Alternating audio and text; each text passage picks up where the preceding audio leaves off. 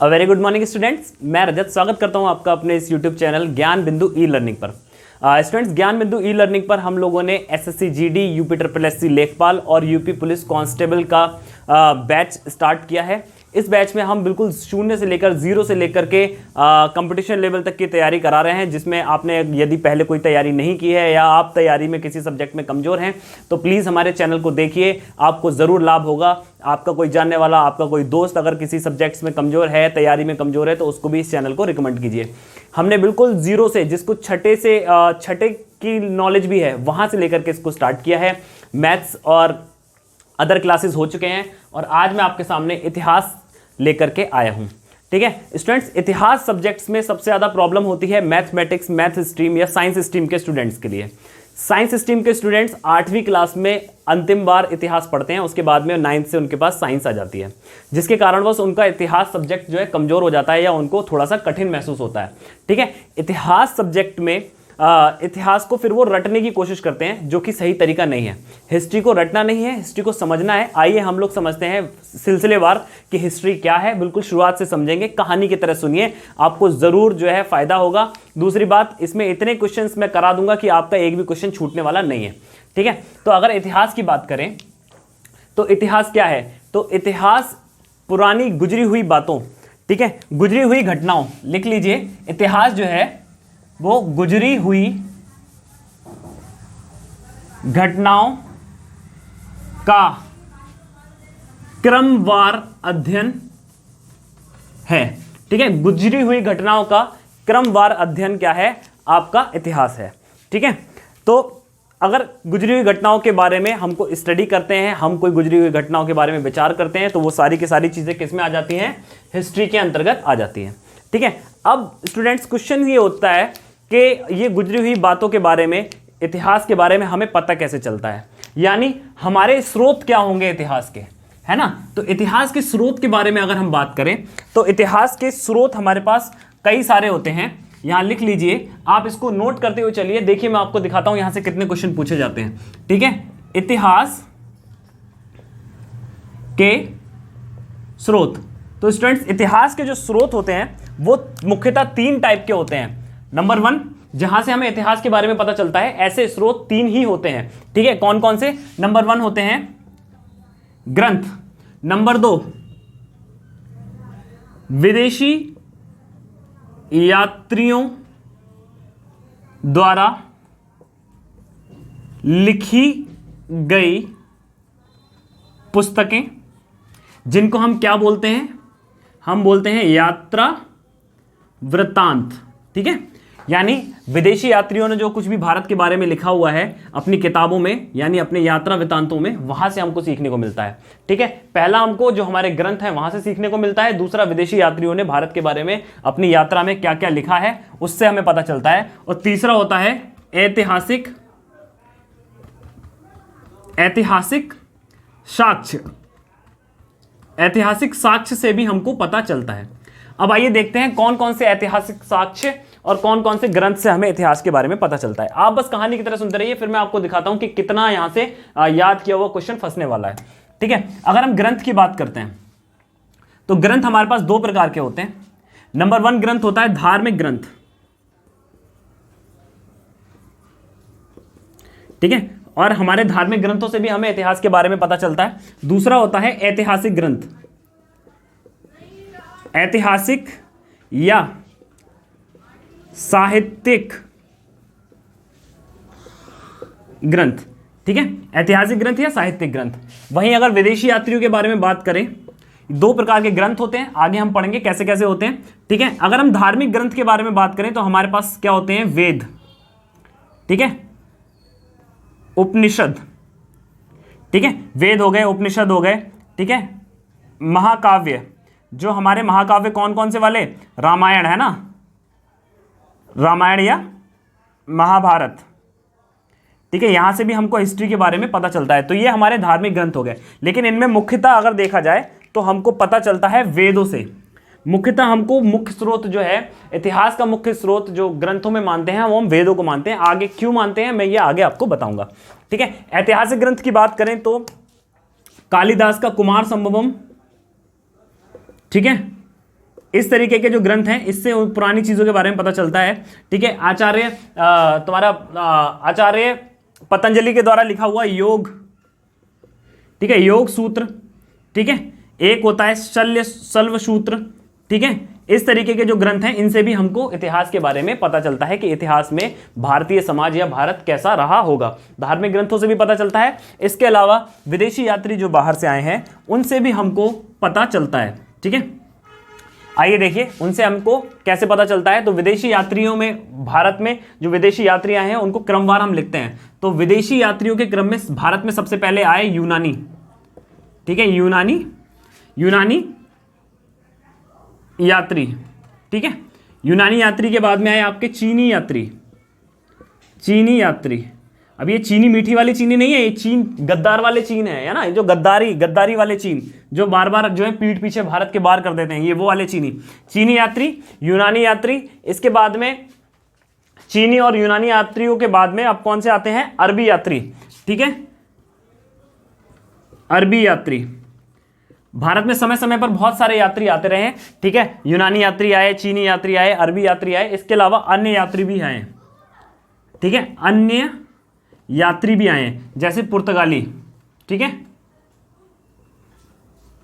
जैसे पुर्तगाली गार्गा द तासी एक बहुत प्रसिद्ध जो है लेखक हैं। इसके अलावा बात करें ऐतिहासिक साक्ष्य की, तो ऐतिहासिक साक्ष्य में बेटा हमको मिलते हैं शिलालेख। शिलालेख से हमको इतिहास के बारे में पता चलता है, ठीक है। इसके अलावा स्तंभ लेख, ठीक है, स्तंभ लेख से भी पता चलता है। इसके अलावा बर्तन पे उकेरी हुई चीजों से पता चलता है। इसके अलावा खुदाई में प्राप्त साक्ष्यों से भी हमको पता चलता है। तो ये हमारे ऐतिहासिक साक्ष्य होते हैं जिनसे हमको पता चलता है। तो अगर आप नोट्स बना रहे हैं तो आप प्लीज इनको नोट्स बना लीजिए। इतिहास के स्रोत, और इतिहास के स्रोत जो है वो 3 जगह बटे होते हैं, ठीक है। कौन कौन सी जगह? एक ग्रंथ, दूसरा विदेशी यात्रियों द्वारा लिखी गई यात्रा वृतांत, और तीसरा ऐतिहासिक साक्ष्य, ठीक है। तो अब हम इनको बारी बारी से क्रमवार पढ़ेंगे, इसी लेक्चर में पढ़ेंगे, और आपकी इतिहास के बारे में देखिएगा बिल्कुल बेसिक से समझ कितनी जल्दी बनती है, ठीक है। कोई भी इतिहास का व्यक्ति यहीं से इतिहास को शुरू करता है। बस बात यह है कि आपको एक सही प्लेटफॉर्म मिल जाए कि कहां से आपको पढ़ना है ना। चलिए अब बात करते हैं कि ग्रंथों से हमको क्या पता चलता है और ग्रंथों में क्या क्या दिया हुआ है, ठीक है। तो इसको मैं पहले रफ कर देता हूं, फिर उसके बाद में आपको बताता हूं कि ग्रंथों से हमको क्या पता चलता है। ग्रंथों में मैंने आपको बताया कि मुख्यतः कौन से ग्रंथ हैं।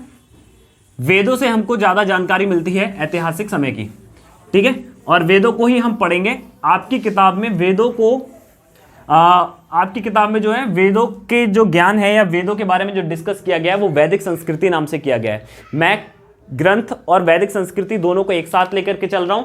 आप देखिएगा, आपको जरूर फायदा होगा और आपको अलग से पढ़ने की जरूरत भी नहीं पड़ेगी, ठीक है। जो ग्रंथ हैं, ग्रंथ कौन से हैं? वेद, ठीक है। तो जो वैदिक जो ग्रंथ हैं इनका जो समय माना जाता है वो माना जाता है 1500 ईसा पूर्व से 600 ईसा पूर्व, ठीक है। 1500 ईसा पूर्व से 600 ईसा पूर्व इनका समय माना जाता है। अगर ग्रंथ वेदों की बात करें, क्योंकि हम वेदों को ही मुख्यतः ग्रंथ मानते हैं जहां से हमको ज्यादातर नॉलेज मिलती है भारत के पुराने समाज की और इन सब चीजों की, तो वहां पर देखें तो जो वेद हैं वो 2 प्रकार के होते हैं, ठीक है। जो वैदिक काल है वो 2 तरीके से माना जाता है। ये जो काल है, सबसे पहला होता है ऋग्वैदिक काल,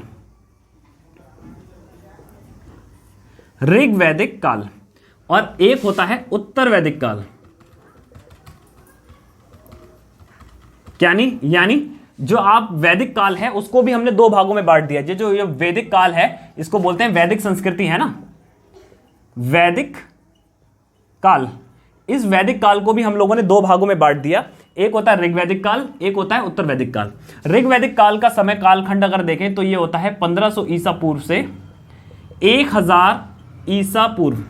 यानी ईसा पूर्व का मतलब होता है ईसाई जो ईसा मसीह हैं उनके जन्म होने से भी 1500 साल पहले की बात हम लोग कर रहे हैं, ठीक है। बात आती है उत्तर वैदिक काल की, तो उत्तर वैदिक काल जो है वो हमारा माना जाता है 1000 ईसा पूर्व से 600 ईसा पूर्व, ठीक है। 1000 ईसा पूर्व से 600 ईसा पूर्व माना जाता है उत्तर वैदिक काल। ठीक है, तो आइए देखते हैं कि ऋग्वैदिक काल और उत्तर वैदिक काल के इतिहास में क्या क्या लिखा हुआ है और ऋग्वेद में और उत्तर वैदिक काल में क्या क्या चीजें होती हैं। तो ऋग्वैदिक काल की अगर बात करें, यानी 1500 ईसा पूर्व, यहां से आपके क्वेश्चन आना स्टार्ट हो जाएंगे। ठीक है स्टूडेंट्स, यहां से आपको नोट्स मिलना शुरू हो जाएंगे, तो प्लीज आप अपनी कॉपी में नोट करते रहिएगा और पीडीएफ नोट्स भी मैं आपको दूंगा। ऋग्वैदिक काल की महत्वपूर्ण घटना जो है वो घटना है कि इसमें ऋग्वेद लिखा गया। क्या लिखा गया?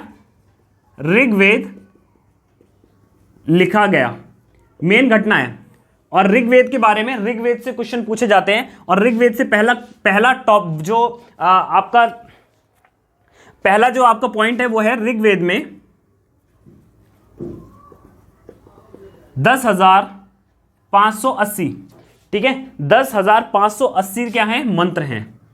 ठीक है, किसमें? ऋग्वेद में। और 10 मंडल हैं। क्या है? मंडलों की संख्या कितनी है? 10। इसके अलावा सूक्ति 1028 इसमें सूक्तियां हैं। देखिए स्टूडेंट्स, 1028, आपको कुछ याद आ रहा होगा, कंप्यूटर साइंस जब आप पढ़ते हैं तो आप मेमोरी में पढ़ते हैं कि 1 MB के अंदर 1028 KB होती हैं, 1 GB के अंदर 1028 MB होती है ना, और 1 टेराबाइट के अंदर 1028 गीगाबाइट्स होते हैं, यानी जीबी होती हैं। तो देखिए हमारा जो वैदिक संस्कृति है, यहाँ से 128 के कनेक्शन निकल रहा है, यानी हमारा जो वैदिक काल है या जो हमारे वेद हैं वो सबसे ज़्यादा साइंटिफिक, सबसे ज़्यादा वैज्ञानिक रूप से खरे उतरने वाले ग्रंथ हैं। ठीक है, पूरी दुनिया में सबसे ज़्यादा वैज्ञानिक ग्रंथ अगर कोई हैं तो हमारे वेद ही हैं। ठीक है, तो ऋग्वेद के बारे में क्या बात हुई? ऋग्वैदिक काल में 1500 ईसा पूर्व से 1000 ईसा पूर्व ऋग्वेद लिखा गया। ऋग्वेद में 10,580 मंत्र हैं। मंडलों की बात करें तो 10 मंडल हैं, 1028 इसमें सूक्तियां हैं। अब यहां पर कुछ मेन बातें ऋग्वेद से क्वेश्चन पूछे जाते हैं। ये क्वेश्चन पूछ लिया जाता है कि ऋग्वेद में कितने मंत्र हैं, तो आप बताओगे 10,580। पूछ ले कि ऋग्वेद में कितने मंडल हैं, तो आप बताओगे 10 मंडल हैं। हर सवाल आया हुआ है, ये 2 से 3 बार पूछे गए सवाल हैं, सब सवाल 2 से 3 बार पूछे गए। सूक्तियों की संख्या कितनी है, तो 1028। बात करते हैं ऋग्वेद की, तो ऋग्वेद में सबसे इंपॉर्टेंट चीज बनती है कि ऋग्वेद में 10वें मंडल में, ऋग्वेद के 10वें मंडल में यहां लिख लीजिए, ऋग्वेद के 10वें मंडल में वर्ण व्यवस्था का जिक्र है, का उल्लेख है। स्टूडेंट्स ध्यान दीजिएगा, बहुत बार पेपर में पूछा गया है, बहुत बार एग्जाम में पूछा गया है कि ऋग्वेद के कौन से मंडल में चारों वर्णों का जिक्र है। वर्ण मतलब ब्राह्मण, क्षत्रिय, वैश्य और शूद्र। ठीक है, जो 4 वर्ण दिए गए हैं उनका सबसे पहले जिक्र हमें कहां मिलता है, तो उनका सबसे पहला जिक्र हमें मिलता है ऋग्वेद में। ठीक है स्टूडेंट्स, ऋग्वेद के कौन से मंडल में? 10वें मंडल में। एक बार नहीं, 1000 बार आया हुआ सवाल है, प्लीज इसको नोट कर लीजिएगा। ठीक है, इसके बाद में ऋग्वेद के 3रे मंडल में, नोट करते जाइए फटाफट। ठीक है, ऋग्वेद के 3रे मंडल में, ठीक है, सूर्य देवता को समर्पित गायत्री मंत्र है। यानी सूर्य देवता को समर्पित गायत्री मंत्र कहां पर है? ऋग्वेद के 3रे मंडल में। क्वेश्चन बहुत बार आया हुआ है और यह क्वेश्चन बदल के आता है। कई बार पूछता है कि ऋग्वेद में उपस्थित गायत्री मंत्र कौन से देवता को समर्पित है, तब आप बोलेंगे सूर्य देवता को। अगर पूछ ले सूर्य देवता को समर्पित गायत्री मंत्र कौन से वेद में है, तो आप बोलेंगे ऋग्वेद। अगर पूछ ले कि 3रे मंडल में उपस्थित गायत्री मंत्र कौन से वेद में है, तो आप बोलेंगे ऋग्वेद में है। तो इतने तरीके से इस सवाल को वो पूछ सकता है। ठीक है, अब बात करते हैं कुछ मुख्य बातें ऋग्वैदिक काल की। तो ऋग्वैदिक काल की कुछ मुख्य बातों में सबसे पहली बात यह है कि इनको ऋग्वैदिक काल में जो अनाज था वो कौन सा था? जौ था। ठीक है, इनको गेहूं और चावल की जानकारी नहीं थी। ठीक है, ऋग्वेद है इसमें गेहूं और चावल का कोई जिक्र नहीं है, केवल जिक्र है जौ का। ठीक है, तो पूछ लें कि ऋग्वैदिक काल में कौन से अनाज उगाया जाता था, तो आप बोलेंगे क्या? जौ उगाया जाता था। इसके अलावा अगर बात करते हैं तो इनको लोहे का ज्ञान नहीं था। ठीक है, लोहे के साक्ष्य नहीं मिलते, ऋग्वैदिक काल में लोहे के साक्ष्य नहीं मिलते। इसके अलावा देखते हैं सबसे पवित्र जानवर, पवित्र, ठीक है, पशु, पवित्र पशु मानते थे गाय को, ठीक है, गाय को सबसे अच्छा पशु मानते थे और इसको बोलते थे अघन्य, अघन्य, ठीक है। अघन्य का मतलब होता है ना मारने योग्य, इसको मारा ना जाए, ठीक है। तो ऋग्वैदिक आर्यों की जो मुख्य अर्थव्यवस्था थी वो गाय पे टिकी थी, ठीक है। इसके अलावा पूछे कि ऋग्वैदिक कार्य के लोगों का मुख्य कार्य क्या था, तो बेटा कृषि, कृषि इनका मुख्य कार्य नहीं था। इनका मुख्य कार्य क्या था, पशुपालन। ऋग्वैदिक आर्य जो थे वो क्या करते थे, पशुपालन करते थे। इनका मुख्य काम जो था वो पशुपालन करना था। तो नोट कर लीजिए इतनी बातें, इतनी बातों में से ही क्वेश्चन पूछेंगे आपका। देखिए कितने क्वेश्चन तैयार हो गए। एक क्वेश्चन तैयार हुआ कि ऋग्वैदिक काल के लोगों का मुख्य व्यवसाय क्या था, आप बोलेंगे जो है पशुपालन। ऋग्वैदिक आर्य कौन से अनाज से अनाज को जानते थे, तो उनके पास कौन सा अनाज था, जौ अनाज, जौ नाम का अनाज था, ठीक है। इसके अलावा ऋग्वैदिक काल में ऋग्वेद में कौन सा गायत्री मंत्र कौन से मंडल में है, तो आप बोलेंगे तीसरे मंडल में है। कौन से मंडल में ऋग्वेद में जो है वर्ण व्यवस्था की गई है, तो आप बोलेंगे 10वें मंडल में, ठीक है। ऋग्वेद में कितने मंडल हैं, तो बोलेंगे आप 10 मंडल हैं। कितनी सूक्तियां हैं, 1028 सूक्तियां हैं। कितने ऋग्वेद में कितने मंत्र हैं, तो आप बोलेंगे 10,580 मंत्र हैं, ठीक है। तो इस प्रकार आपका ऋग्वेद से सवाल बनते हैं। मोस्टली जो सवाल ऋग्वेद से पूछे जाते हैं मैंने आपको सारे बता दिए हैं। अगर आपको वीडियो अच्छा लग रहा है तो प्लीज़ अपने दोस्तों के साथ शेयर कीजिए। हम आपको सभी नॉलेज बिल्कुल 0.0 से लेकर के चल रहे हैं। अब बात आती है उत्तर वैदिक काल। ये 400 वर्ष का समय है, 1000 ईसा पूर्व से 600 ईसा पूर्व। तो सबसे पहले जो वेद लिखा गया यहाँ पर वो लिखा गया सामवेद, ठीक है, सामवेद लिखा गया। और सामवेद जो था वो कैसा था, गाए जाने वाला वेद था, ठीक है। इसको गाया जाता था और इसको गाने वाले को यहां लिख लीजिए, साम वेद गाने वाले को। क्वेश्चन आया हुआ है, एक भी लाइन ऐसी नहीं लिख रहा हूं जो आपके एग्जाम में ना आए। इसको लिख लीजिए, गाने वाले को उद्गाता बोलते थे। क्या, उद्गाता। गाने वाले को, ऋग्वेद के गाने वाले को उद्गाता बोलते हैं, ठीक है। इसके अलावा सुर, जो सुर होते हैं 7 सुर है ना, कौन से 7 सुर, कौन से, सारे गामा पाधा नीसा, ठीक है। ये जो आपके स्वर हैं, जो सुर हैं, सर्वप्रथम सामवेद में ही जिक्र है इनका, सर्वप्रथम सामवेद में ही जिक्र है। यानी सामवेद को क्या बोलते हैं, गाए जाने वाला वेद बोलते हैं। सामवेद में सबसे पहले सारे गामा पा का जिक्र किया गया, जो आपके स्वर 7 स्वर होते हैं। सामवेद को गाने वाले व्यक्ति को हम क्या बोलते हैं भैया, उद्गाता बोलते हैं, ठीक है। ये बातें सामवेद के बारे में आपको जानना बहुत जरूरी है, ठीक है। इसके अलावा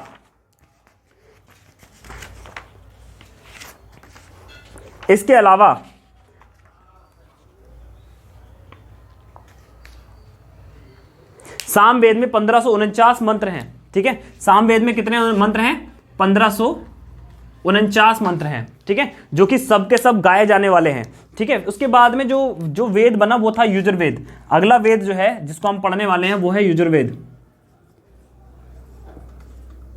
सामवेद बना और सामवेद के बाद में क्या बना, यजुर्वेद बना। तो यजुर्वेद में बहुत कुछ खास नहीं है, बस इसमें कर्मकांडीय क्रियाओं का संकलन है। क्या है, कर्म कांडीय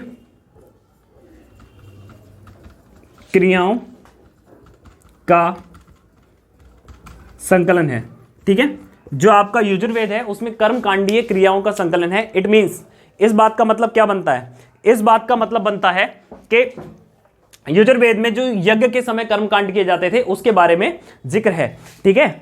और इसका जो पुरोहित था, इसको जो परफॉर्म करते थे उसको बोलते हैं अर्धवयु। क्या बोलते हैं, अर्धवर्यु, ठीक है। जो भी इसको गाता था या जो भी इसको परफॉर्म करते थे, पुरोहित, ठीक है, इसके पुरोहित को बोलते थे अर्धवर्यु। एक और चीज इंपॉर्टेंट रह गई बेटा ऋग्वेद में, ऋग्वेद के पुरोहित को, ठीक है, ऋग्वेद के पुरोहित को क्या बोलते थे, ऋग्वेद के पुरोहित को बोलते थे होत्र, ठीक है। यहां लिख लीजिए, यहां का पुरोहित कौन था, ऋग्वेद के पुरोहित को क्या बोलते थे? होत्र बोलते थे। वहीं सामवेद के पुरोहित को हम क्या बोलते हैं? उद्गाता बोलते हैं। वहीं यजुर्वेद के पुरोहित को हम क्या बोलते हैं? अर्धवर्यु बोलते हैं। यहां पे लिखा हुआ है, देखिए ये सारी की सारी नॉलेज, सारे के सारे क्वेश्चन आपके एग्जाम ओरिएंटेड है। ठीक है, अब बात आती है अथर्ववेद की। ठीक है, अथर्ववेद जो है वो जादू टोना से संबंधित है। किससे संबंधित है? अथर्ववेद जादू टोना से संबंधित है। अथर्ववेद के बारे में एक चीज जान लीजिए, सबसे बाद में लिखा गया, सबसे बाद में लिखा गया। ठीक है, किससे संबंधित है? जादू टोना, वशीकरण। ठीक है, जादू टोना, वशीकरण आदि से संबंधित है। ठीक है, तो ये हमारे चारों वेद थे। इन चारों वेदों से हमको इतनी नॉलेज मिलती है। देखिए कितने सारे क्वेश्चन मैंने तैयार करवाए आपके। ठीक है, एक लेक्चर में इतने क्वेश्चन तैयार, अभी आधा लेक्चर भी नहीं हुआ है। ठीक है, ऋग्वेद काल का समय 1500 से 1000, उत्तर वैदिक का 1000 से 600। ऋग्वेद में 10,580 मंत्र हैं, 10 मंडल हैं, 1028 सूत्र हैं। ठीक है, और सूक्ति हैं। इसके अलावा वर्ण व्यवस्था 10वें मंडल में, तीसरे मंडल में आपका क्या हो गया? तीसरे मंडल में गायत्री मंत्र हो गया। किसको समर्पित है? सूर्य देवता को समर्पित है। क्या चीज की खेती करते थे? जौ की खेती करते थे। गेहूं चावल के बारे में पता नहीं था, लोहे का ज्ञान नहीं था इन लोगों को। ठीक है, इसके अलावा इनके पुरोहित को क्या बोलते थे? होत्र बोलते थे। मेन मुद्दा क्या था? मेन कार्य क्या क्या था? पशुपालन था। कृषि इनको नहीं आती थी, कृषि ये नहीं कर पाते थे। ठीक है, पवित्र पशु कौन सा था? गाय था। ठीक है, सामवेद 1549 इसमें मंत्र थे। ठीक है, 7 सुरों का ज्ञान जो है सबसे पहले सामवेद में बताया गया। इसके अलावा सामवेद को गाने वाले को उद्गाता बोलते हैं। यजुर्वेद गाने वाले को अर्धवर्यु बोलते हैं। अथर्ववेद सबसे पुराना बाद में लिखा गया और इसमें जादू टोना और वशीकरण के बारे में जानकारी है। तो बेटा ये थे आपके कुछ ग्रंथ जहां से सवाल पूछे जाते हैं। ठीक है, अब बात करते हैं, आपने उसका स्क्रीनशॉट ले लीजिएगा। ठीक है, मैंने काफी देर उसको छोड़ दिया है, आप उसका स्क्रीनशॉट ले लीजिएगा। ठीक है, पीछे करके इसका स्क्रीनशॉट ले लीजिए। और अब आगे बढ़ते हैं और आगे देखते हैं कि भैया कौन कौन से विदेशी लेखक थे और उन्होंने भारत के बारे में क्या क्या लिखा। ठीक है, क्योंकि अब हम जो हमें वेदों से और इन सब चीजों से मिलती है नॉलेज, जो एग्जाम में पूछी जाती है, वो मैं लगभग सारी करा चुका हूं। ठीक है, इसके अलावा हम लोग इसका एक प्रैक्टिस सेशन भी रखेंगे जिसमें आपको दिखाई देगा कि हाँ रजत सर का पढ़ाया हुआ एग्जाम में आ रहा है। ठीक है, अब बात करते हैं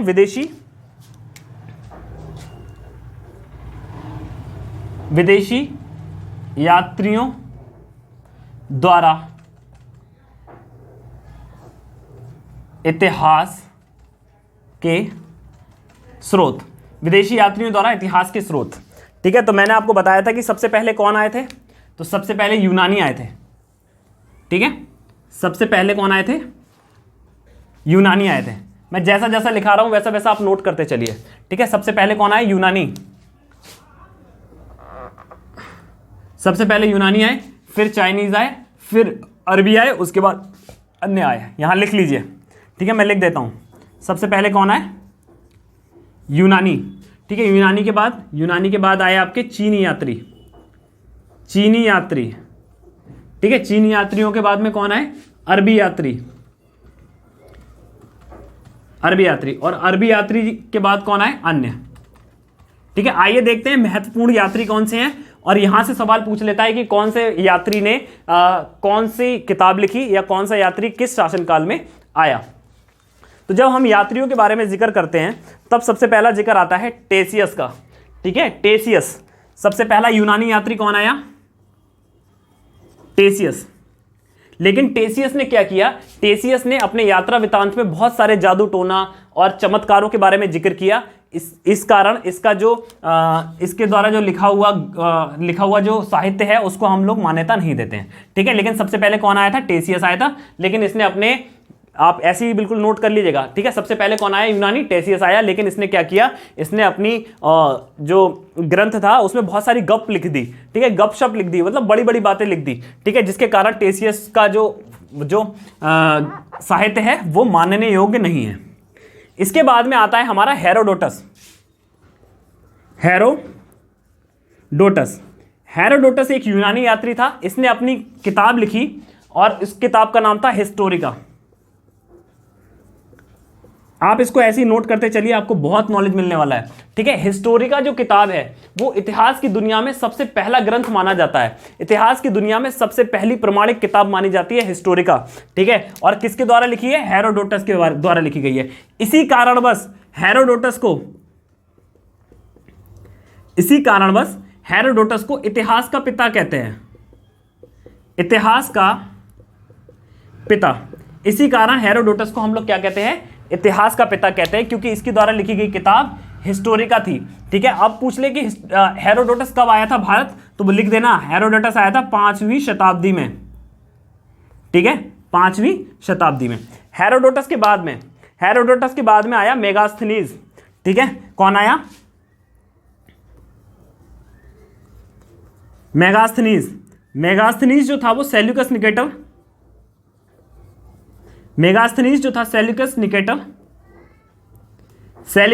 का राजदूत था।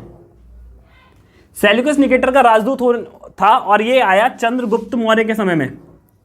चंद्रगुप्त मौर्य के समय। अब ये समय चंद्रगुप्त मौर्य का था और ये सेल्यूकस निकेटर, जिसके बारे में मैंने लिखा है कि सेल्यूकस निकेटर का जो राजदूत था, तो सेल्यूकस निकेटर ने चंद्रगुप्त मौर्य से अपनी बेटी का विवाह किया था, याद रखना। ठीक है, तो सेल्यूकस निकेटर के समय में आया और मेगास्थनीज ने जो किताब लिखी, ठीक है, मेगास्थनीज ने जो किताब लिखी उसका नाम था इंडिका। ठीक है, इसने कौन सी किताब लिखी?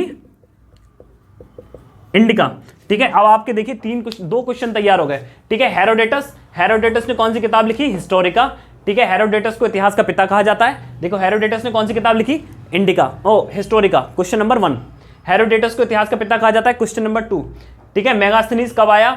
चंद्रगुप्त मौर्य के समय में आया। क्वेश्चन नंबर 3, मेगास्थनीज ने कौन सी किताब लिखी? Question number 4। इस तरीके से आपके 4 क्वेश्चन तैयार हो गए। ठीक है, ऐसे ही आप पढ़ते चलिए, धीरे धीरे देखिएगा आपका हिस्ट्री में कुछ भी नहीं बचेगा। ठीक है, इनके बाद में आए टॉलमी। और ये जो टॉलमी भाई साहब थे, ठीक है, ये जो टॉलमी भाई साहब थे, इन्होंने भारत के भूगोल के बारे में लिखा। किसके बारे में लिखा? भारत के भूगोल के बारे में। ठीक है, इन्होंने किताब लिखी भारत का भूगोल। ठीक है, और टॉलमी के बाद में एक और यात्री भारत आया। ठीक है, उसका नाम था पिलानी। ठीक है, क्या नाम था इसका? इसका नाम था पिलिनी। पिलिनी ने क्या किया? नेचुरल हिस्ट्री लिखी। पिलिनी किसने लिखी? पिलिनी ने लिखी नेचुरल हिस्ट्री। इसने क्या किया? पर्यावरण के बारे में लिखा। पर्यावरण, कहां का पर्यावरण? भारत का पर्यावरण। ठीक है, तो पिलिनी ने क्या किया? पिलिनी भी एक यूनानी यात्री था और इसने क्या किया? भारत में नेचुरल हिस्ट्री नाम की किताब लिखी। अब देखिए कितने क्वेश्चन तैयार हो गए। हेरोडेटस हिस्टोरिका, ठीक है, हेरोडेटस इतिहास का पिता कहा जाता है। मेगास्थनीज ने क्या किया? सेल्यूकस निकेटर का जो था वो राजदूत था और इसने इंडिका नाम की किताब लिखी। वहीं टॉलमी भाई साहब ने लिखा भारत का भूगोल और पिलिनी ने लिखा नेचुरल हिस्ट्री। ठीक है, इस तरीके से जो यूनानी यात्री थे उनका क्रम समाप्त होता है। और इसके बाद में आते हैं चीनी लेखक। चीनी से बने हुए नहीं थे, ये चीन देश से आए हुए लेखक थे, है ना, जो आजकल बड़ा गद्दारी कर रहा है हम लोग के साथ में। ठीक है, लेकिन इनसे पहले हमारे रिलेशन बहुत अच्छे थे। ठीक है, चीनी जो लेखक है उसका नाम है फाहियान। ठीक है, चीनी लेखक आया फाहियान।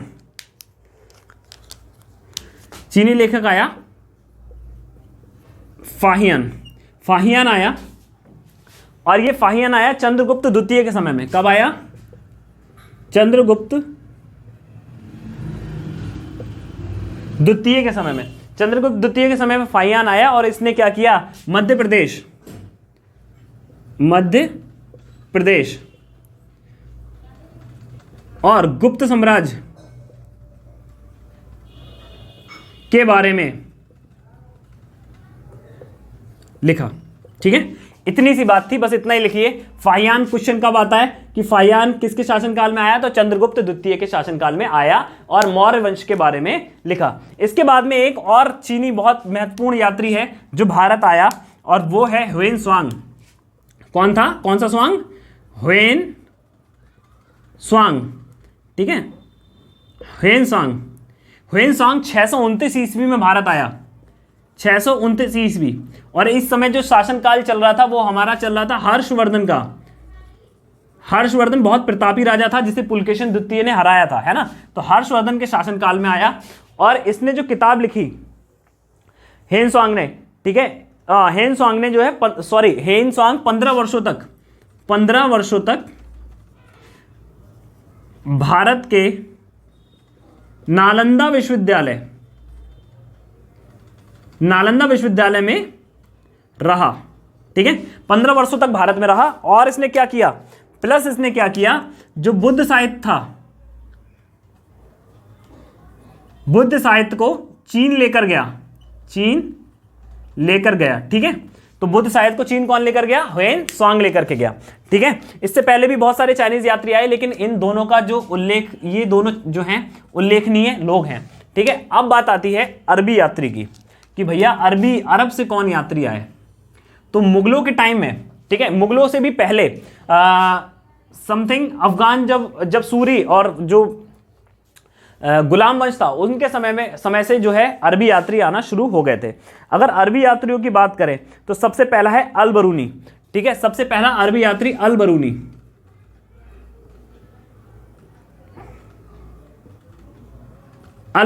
महमूद गजनबी के साथ आया, महमूद गजनबी के साथ में अल बरूनी भारत आया, ठीक है। और इसने एक किताब लिखी जो बहुत ज्यादा फेमस किताब है, किताब उल हिंद, ठीक है। क्या लिखी, किताब उल हिंद, ठीक है, या तहरीक, इसे लिख लीजिए, तहरीक ए हिंद। इसने ये किताब लिखी किताब उल हिंद, इसको दूसरा नाम भी दिया गया तहरीक ए हिंद। इसका हिंदी में मतलब होता है भारत का इतिहास, जो कि बहुत फेमस किताब है और इसकी कॉपीज आज भी आपको मिल जाती है, ठीक है। जो किसने लिखी, फारसी लैंग्वेज में लिखी, किसने लिखी, किताब उल हिंद, अरबी यात्री अल बरूनी ने। किसके समय में आया बेटा, महमूद गजनबी के समय में आया, ठीक है। अब अगला देखते हैं इब्ने बतूता, ठीक है। अगला एक यात्री है इब्ने बतूता, इसका गाना भी आपने सुना होगा, है ना, इब्ने बतूता।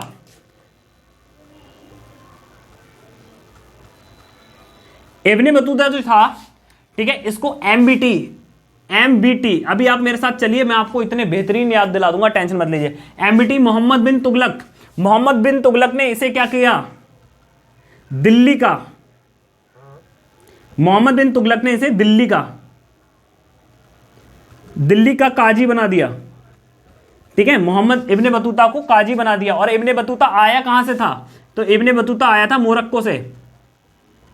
कहां से आया, मोरक्को से, ठीक है। तो इब्ने बतूता मोरक्को का यात्री था, मोरक्को से यात्रा पे आया था और मोहम्मद बिन तुगलक ने इसे दिल्ली का क्या बना दिया था, काजी बना दिया था, ठीक है।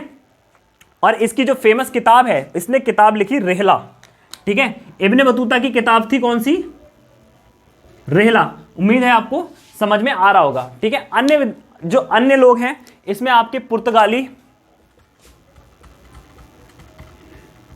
फ्रांसीसी आदि लेखक हैं, ठीक है। लेकिन जो पूछे जाते हैं वो जनरली यहीं से पूछे जाते हैं। इसमें आपके कम से कम 5 से 7 क्वेश्चन तैयार हो गए, ठीक है। जैसे कि इब्ने बतूता की किताब कौन सी है भैया, रेहला। किसने उसको दिल्ली का काजी बनाया, तो मोहम्मद बिन तुगलक ने उसको काजी बनाया। अल बरूनी किसके शासनकाल में आया, तो महमूद गजनबी के शासनकाल में आया। इसने किताब कौन सी लिखी, तो भैया इसने किताब लिखी किताब उल हिंद, यानी भारत का इतिहास। वहीं फाहियान की बात करें तो फाहियान जब आया तो कब आया, चंद्रगुप्त द्वितीय के समय में। ये कौन सा समय था, गुप्त वंश था। कौन सा, गुप्त वंश के समय में आया, ठीक है। ह्वेनसांग कब आया, हर्षवर्धन के समय में आया। कौन सी किताब लिखी इसने, तो भैया इसने ह्वेनसांग 15 वर्षों तक रहा, इसने कोई किताब नहीं लिखी, लेकिन बहुत सारा साहित्य भारत का अपने चाइना लेकर के गया, ठीक है। जो बुद्ध साहित्य को चाइना लेके गया। हेरोडोटस हिस्टोरी का किताब लिखी, ठीक है। इसके अलावा इसको इतिहास का पिता भी कहते हैं। मेगास्थनीज सेल्यूकस निकेटर का राजदूत था, कौन सी किताब लिखी, इंडिका लिखी। टॉलमी ने कौन सी किताब लिखी, मुख्य किताब है, बहुत पूछी जाती है।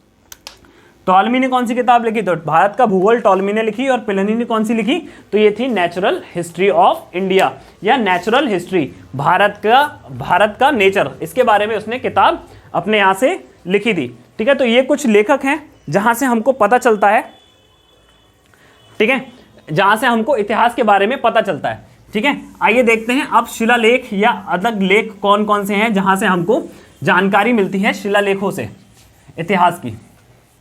आपके लगभग आज मैंने हिस्ट्री के 20 से 30 सवाल अब तक सेट करा दिए हैं। 20 से 30 सवाल आप इन नोट्स को बनाते चलिए, और जब आप 70 दिन कंप्लीट कर लेंगे तब आप पाएंगे कि आपकी तैयारी और बच्चों से बहुत बेहतर, बहुत आसानी से हो गई है।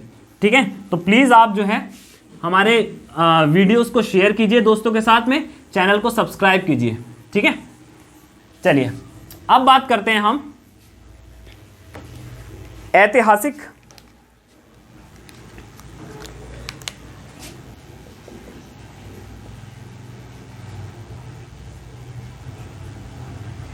साक्ष्य की। ठीक है, ऐतिहासिक साक्ष्य की अगर हम बात करें तो पूरे के पूरे या तो शहर मिलते हैं, ठीक है, शहर मिलते हैं, जैसे हड़प्पा सभ्यता, ठीक है, हड़प्पा सभ्यता, मोहनजोदाड़ो, ठीक है, चूहनदड़ो,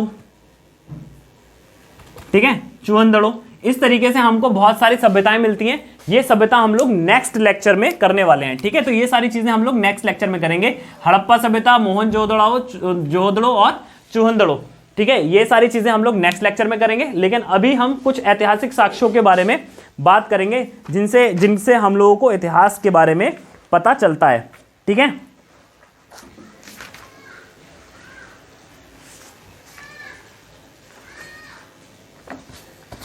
तो हम अभिलेखों की अगर बात करें, ठीक है, तो हम लोग अभी किसकी बात कर रहे हैं? अभिलेख की बात कर रहे हैं। ठीक है, ये नोट करते जाइएगा, इनको मैं अलग से स्पेशल पढ़ाऊंगा, ज्यादा देर तक पढ़ाऊंगा, पूरा लेक्चर बनाऊंगा। ठीक है, इनको आप नोट करिए। सबसे पहला जो अभिलेख है वो है हाथी गुम्फा का अभिलेख। कहां का? हाथी गुम्फा अभिलेख। ठीक है, हाथी गुम्फा अभिलेख कलिंग के राजा खारवेल ने बनवाया। किसने बनवाया? खारवेल, कलिंग के राजा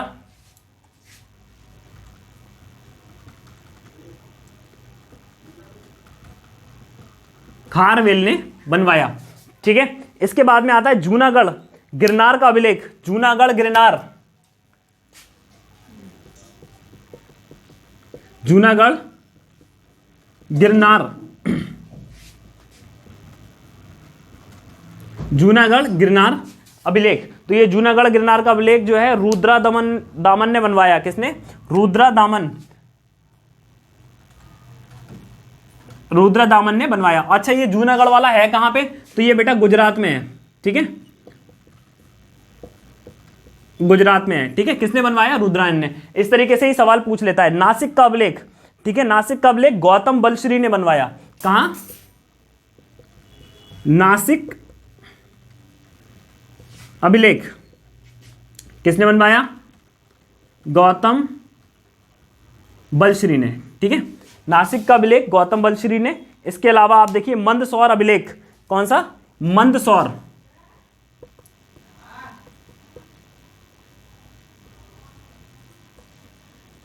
मंदसौर अभिलेख कहां पर है? एमपी में है। ठीक है, मंदसौर अभिलेख किसमें है? एमपी में है, और इसे मालवा नरेश यशोवर्धन ने बनवाया। ठीक है, किसने बनवाया? यशोवर्धन ने बनवाया। तो इस तरीके से अभिलेख हमें मिलते हैं जो कि हमारे क्या होते हैं? इतिहास को जानने के स्रोत बन जाते हैं। ठीक है, वहीं अगर बात करते हैं गुफाओं की, तो गुफाओं में हमारे यहाँ कौन सी गुफाएं हैं? ठीक है, तो हमारे यहाँ सबसे प्रसिद्ध गुफाएं जो हैं अजंता एलोरा की गुफाएं हैं। माना जाता है किन्होंने बनवाई हैं? राष्ट्रकूटों ने। ठीक है, किन्होंने? राष्ट्रकूटों के समय की ये बनी हुई है। ठीक है, तो ये मान करके चला जाता है। तो इस तरीके से जो हमारे अभिलेख हैं, इनसे हमें इतिहास के बारे में पता चलता है। ठीक है स्टूडेंट्स, उम्मीद करता हूं आपको आज का हमारा लेक्चर पसंद आया होगा। इस लेक्चर में मैंने आपको बिल्कुल बेसिक से भरपूर जानकारी दी है और कम से कम 20 से 30 क्वेश्चन आपके तैयार करवाए हैं। ठीक है, अगर आपको ये लेक्चर पसंद आया तो प्लीज़ वीडियो को लाइक कीजिए, चैनल को सब्सक्राइब कीजिए, बेल आइकन को दबा लीजिए, और हाँ, जो दोस्त भी आपके तैयारी कर रहे हैं प्लीज़ उनको शेयर कीजिए हमारा वीडियो, ताकि हम ज़्यादा से ज़्यादा लोगों तक पहुंच सकें और उनको भी हम कंपटीशन के इस लेवल तक पहुंचा सकें। ठीक है, किसी से मिस नहीं होना चाहिए। सभी कुछ हमारे चैनल पर फ्री है। इसके PDF नोट्स आपको हमारे टेलीग्राम पर मिल जाएंगे, और इसके जो लेक्चर हैं वो समय पर आपको मिलते रहेंगे। इसका जो टाइम टेबल है वो भी आपको हमारे चैनल पर मिल जाएगा। ठीक है, मिलते हैं नेक्स्ट लेक्चर में। तब तक के लिए आप घर पर रहिए, सुरक्षित रहिए, अपना ख्याल रखिए, पढ़ाई करते रहिए और प्लीज़ चैनल को सब्सक्राइब कीजिए और वीडियो को शेयर कीजिए। धन्यवाद।